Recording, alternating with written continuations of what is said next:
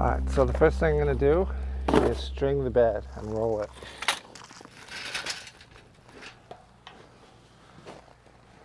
So it doesn't matter whether we're seeding or transplanting, using the paper pot transplanter, always use the string. It's the only way to guarantee a straight line. So for these seeds, I'm actually using the biggest dimple on the cedar. Right, there's 4 dimples. And I'm using the biggest one for these radishes, which means it could actually drop 2 at a time, but it doesn't matter because we're doing only 4 across. They grow at the same rate because they're not shaded for a long time. There's still going to be sunlight hitting them. There's space between those tight rows. And so they seem to just grow faster and more uniformly. And because it's 4, you can get a cultivator in there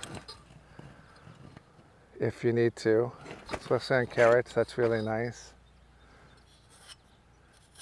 And the harvest just goes faster. So how do we do 4? Well, these are going to be French breakfast.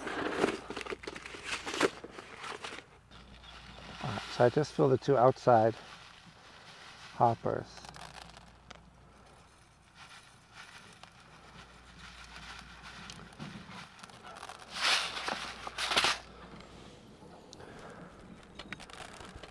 Now this seeder is incredibly simple, so it almost always works.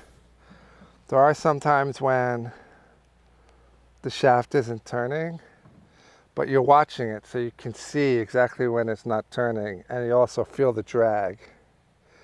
There'll be some times when the metal here that clears out the channel for the seed, you know, makes that little trench, gets filled with dirt, and the seeds will land on it. But again, you're watching it so you can see if it's filling with dirt, and that really only happens when the soil's really, really moist. And so if we were going to do 12 rows across, right, you would start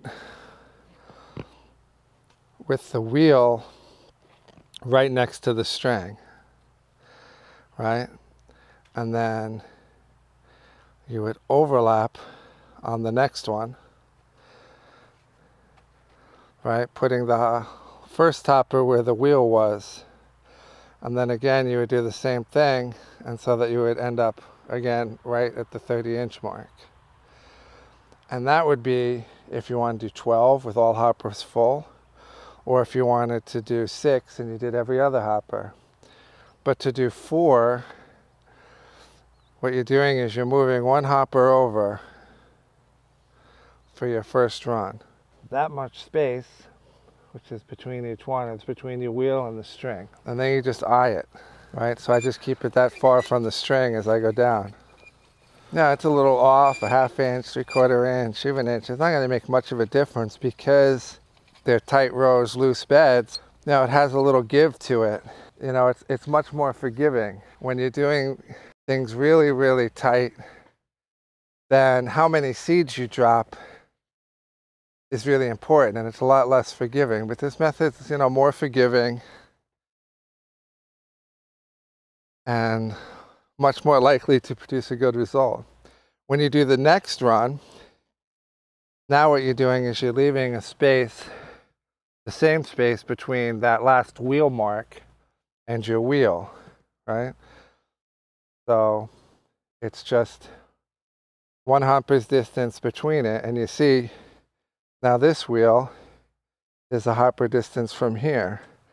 So we have nice even 4 down the row. And as long as the last one was straight with the string, this one will be straight with that string on the other side. And when you're going down the row, you just want to create a small trench. You don't want to dig it in too much. But you also don't want to be so high that you're just scraping the surface and the seeds are not dropping in the trench. Its germination is going to be dependent on moisture, and if they're on the surface, they're going to dry out, and the germination won't be so good. Same thing here. It's going to be 4 rows across.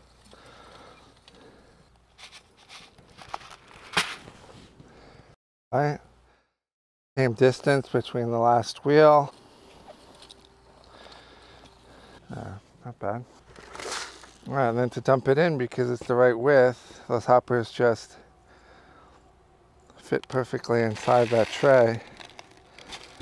You won't get dirt, because the wheels aren't in it and the trenchers are not in it. And then you can throw it back in the packet.